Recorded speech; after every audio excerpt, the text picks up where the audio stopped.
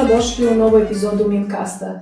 Ovoga puta nama već dobro poznata gošća, sa nama Lorena. Lorena, dobro nam opet došla. Zdravo. Ovoga puta pričat ćemo o jednom projektu koji je u toku realizacije, ali tek slijedi ono najbolje, a to je projekat koji se zove Planet Sojen i u pitanju je Erasmus Plus projekat na kojem je Mladi Info Montenegro partner. Prva aktivnost toga projekta bila je ta neka kick-off konferencija ili taj početni sastanak partnera koji je bio u Slovačkoj, pa da nam nešto za početak prvo kažeš o tom prvom događaju.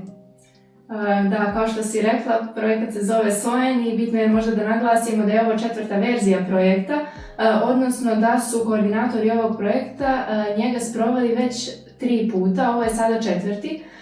I zašto se organizuje po 4. put? Baš zato što je prethodna 3 puta bio uspješan i prepoznat je kako od slovačkih vlasti, tako i na međunarodnom nivou od strane Europske unije i onda se svake godine taj njihov model koji su, da kažem, oformili, samo realizovao u različitim državama Europske unije i Zapadnog Balkana. Što se tiče ovog kick-off sastanka koji je bio u Slovačkoj, to je bilo u jednom malom gradu, Banska Bistrica. Jako nekako miran grad, lijep i izvinjavam se. I osim što je bio samo kick-off, bio je i trening za mentore. Dakle, nekako se to uklopilo 2 u 1 i onda smo imali priliku da kao prvo upoznamo partnere uživo koji su na projektu. To su partneri iz Albanije i Kosova koji će kao i mi sprovoditi osnovne aktivnosti sa mladima. Tu je organizacija iz Slovačke koja je osmislila model koja će koordinisati svim tim, kao i organizacija iz Poljske koja će ponuditi stručnjake koji će raditi sa mladima i koji će, da kažem, voditi te obuke za mentore projekta, jer su oni također bili uključeni u prethodnim verzijama. Tako da, eto, to je, da kažem, ukratko o kick-offu, ali bitno je naglasiti da smo mnogo toga naučili u smislu da smo imali priliku da se upoznamo sa svim aktivnostima projekta, jer projekat traje do 2027. godine, tako da tu ima dosta logistike koja treba da se pređe, da se podijele obaveze ko će raditi promociju, diseminaciju, koje će države se baviti određenim stvarima koje se tiču svih, ali isto tako koje su individualne obaveze. Također smo potpisali ugovor, tako da eto ima tu dosta tih detalja koji su morali da se pređu. Negdje kao neka prva stepenica da bi osigurala da projekat funkcioniše bez problema. Sad pomenula si već da projekat traje dosta dugo, do 2007. godine. Šta je negdje ovako ime ne govori, sad, pošto ne kaže ime, moraš ti, šta je ono što je cilj samoga projekta, o čemu se radi u tom projektu, kome je namijenjen. Ja ću samo dodati da su, osim ovih partnera kao glavnih koji su na projektu, da su tu i neki, da ih nazovemo, pridruženi partneri, pa je tako u Crnoj Gori naš partner jedna srednja škola iz Bijelog Polja i također je Crnogorski omladinski forum koji će zajedno sa nama sprovoditi aktivnosti projekta, a sad nam onako reci malo više o čemu je uopšte projekat, šta je njegov cilj.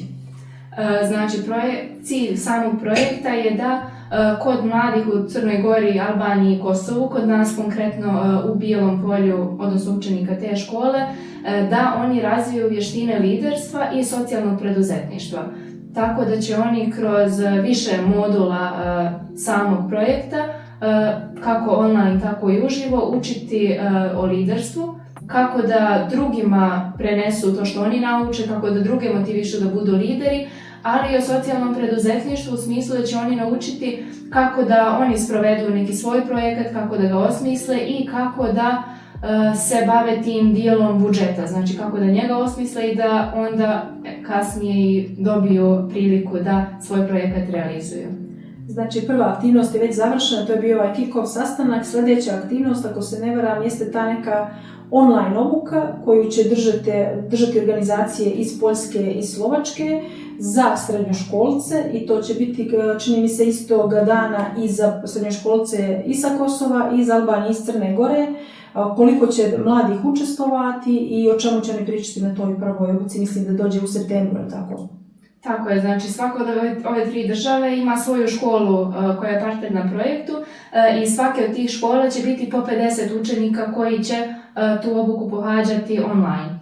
S tim što, bitno je napomenuti da oni neće to pohađati svako od svoje kuće pa da sad gledaju, slušaju i slično, nego će biti svi okupljeni u školi i bit će prikazan znači, na monitoru. I plus će tu sa njima biti nastavnici koji se bave tim projektom i omladinski radnik, odnosno osoba iz naše organizacije koja je prošla obuku, to sam ja, i koja će znači pratiti da li njima treba pomoći jer će imati interaktivne radionice, imat će da nešto sami osmišljavaju, rade, prezentuju, tako da će imati tu da kažem podršku, tako da ne možemo reći da je samo online, ali eto imaju priliku da svi zajedno to prođu, a opet taj dio koji je potreban da bude uživo će isto biti, da kažemo, I ta online radionica traje 3 dana, ali tako? Tako je.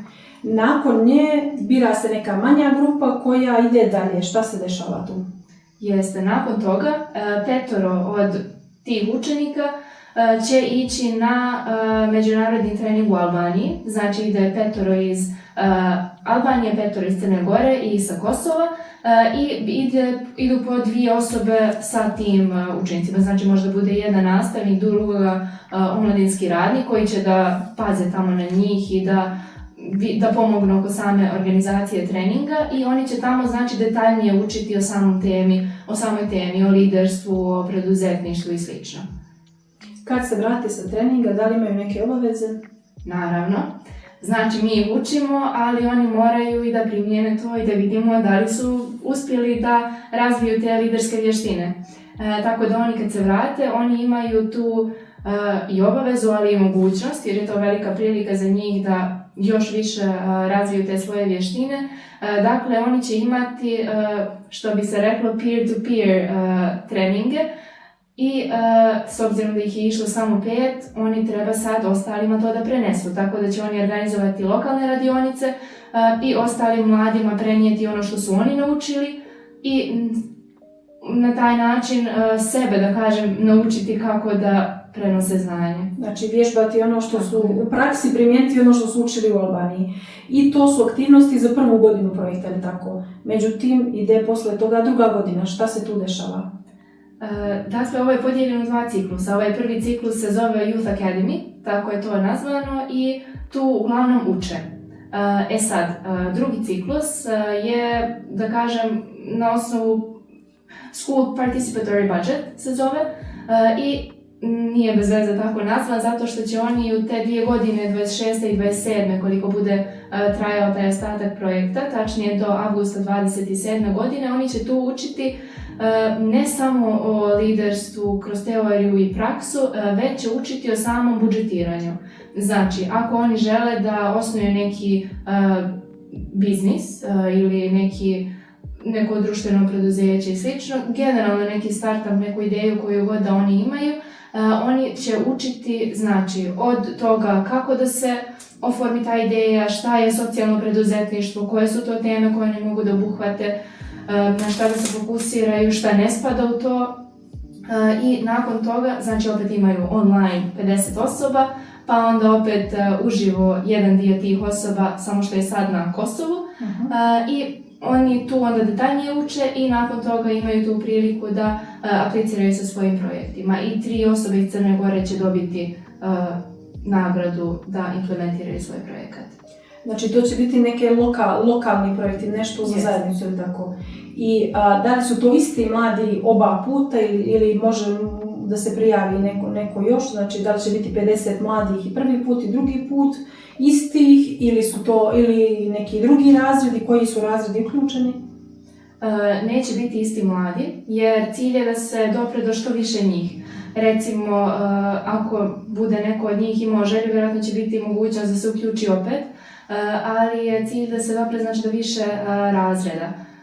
Tako da najviše je fokus na 2. i 3. razredu, zato što da ne bi u toku projekta završili školovanje, nego da bi bili i dalje tu jer projekat traje duže, ali isto tako je bitno reći da pored svega toga u što se oni uključuju, da će biti sve to i ispraćeno na društvenim mrežama, tako da će kroz te isto kampanje i kroz to što mi budemo dijelili na društvenim mrežama i na svim našim kanalima i ostali mladi iz drugih gradova moći da se uključe u smislu da će moći to da isprate i da nauče nešto od toga. Posebno kad budu te lokalne radionice na kojima će svi mladi moći nešto više da nauče. Što se tiče ovoga što si pitala isto vezano za to koliko će mladih biti uključeno, dakle direktno su samo ti koji su u školi i na tim treninzima, a indirektno obuhvatamo onda mnogo više. Znači nije vezan projekat samo ni za školu, zato što te lokalne radionice mogu biti u lokalnoj zajednici generalno, znači mogu biti i drugi mladi, ne samo iz te škole i ne samo ti razredi, što je super jer onda više ljudi se motiviše. Sad, pomenula si i ovaj negdje možda i najinteresantniji dio, to je taj, kako se zove u projektu School Participatory Budget, odnosno taj neki dio gdje oni u suštini u praksi vježbaju socijalno preduzetništvo, odnosno oni će da smisle neke male projektiće s kojima će da apliciraju i da realizuju neke ideje. Da li možda znaš kakvih ideja bilo dosadeno, ima li nekih onako tips and tricks, šta je to što bi mogle da budu te ideje, da li su to neke radionice, da li su to neke lokalne akcije, šta je to što su dosad mladi osmišljavali? Bilo je dosta ideja sa kojima smo se mi upoznali isto dok smo slušali mentore njihove koji su bili na u prethodnim ovim krugovima projekata. Ono što se dosta izdvajalo bilo je recimo i vezani za ekologiju i za, recimo neki su čak učili druge kroz svoje projekte o liderstvu i socijalnom preduzetništvu. Bilo je isto nekih ideja za reciklažu odjeće, u smislu da se od toga napravi nešto novo, ali uvijek je bio isto cilj na inkluzivnosti, na tome da može svako da se uključi, da svakome bude od koristi i naravno da to bude nešto u šta će mladi da se uključe.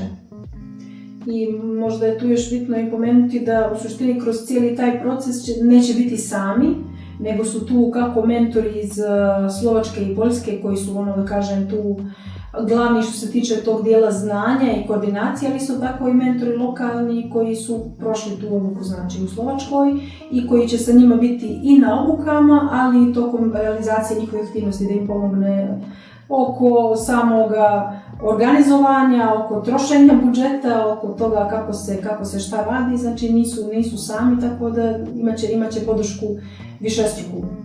Tako je, i pored toga možda nismo, to je zaboravili smo da kažemo da osim što će mladi imati, da kažem, feedback, tako ćemo ga imati i mi na našim sastancima, jer ovo u Slovačkoj je bio samo prvi, nakon toga ćemo imati taj midterm sastanak na kojem ćemo vidjeti dokle smo stigli, šta se sve postiglo, šta bi možda trebalo da se promijeni i šta ide znači dalje. A nakon toga na samom kraju projekta ide i završni sastanak gdje se radi ta neka finalna evaluacija, gdje ćemo vidjeti neki konačan rezultat i nadamo se da će biti dobar i da ćemo moći da projekat nastavimo nakon toga u smislu da ostane održiv i da mi onda kasnije ta znanja koje su mladi naučili i dalje prenosimo na ostale mlade, a ne da se sve završi tim projektom.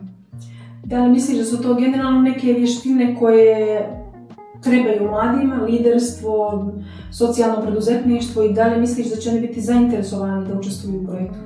Pa s obzirom na to da nove generacije sve više žele da osnuju neki svoj sopstveni biznis, da rade samostalno, da ne zavise od nekog drugog, mislim da će im to biti zanimljivo jer to je upravo ono što njih privlači. Znači ta neka sloboda da oni mogu sami da daju ideje, da sami nešto osmisle, jer vidimo sve više mladih u današnje vrijeme se dosta ugleda i na influencere i na osobe koje imaju svoj tim.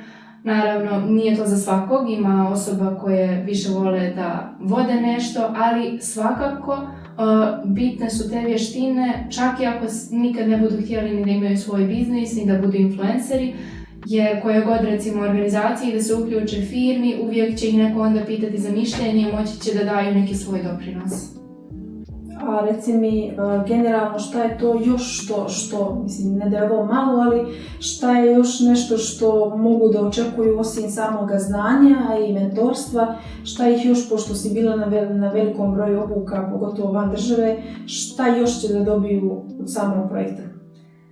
Pa znajući nas, mi ćemo tu imati mnogo drugih edukacija na koje ćemo ih zvati, jer oni jednom kad se uključe u neki projekat, većina mladih tu ostane kad god je još nešto, zato što se upoznaju sa nevladinim sektorom i vide koliko zapravo stvari mogu da nauče. Recimo, tu će naučiti o liderstvu i socijalnom preduzetništvu, onda će sljedeći put možda biti poziv za recimo neku obuku o kreativnosti, o medijskoj pismenosti, o digitalnom marketingu za koji mi trenutno radimo više praksi. Moći će također recimo da se uključe u naš program Kompas i da rade možda praksu u nekoj organizaciji, što bi eto bilo idealno jer onda bi već imali neku osnovu koju mogu da dorađuju. Znači prošli bi karijernu orijentaciju, nakon toga bi radili praksu, tako da tu onda kreće neki taj rad na sebi, svojim vještinama i svojoj karijeri koja ih čeka.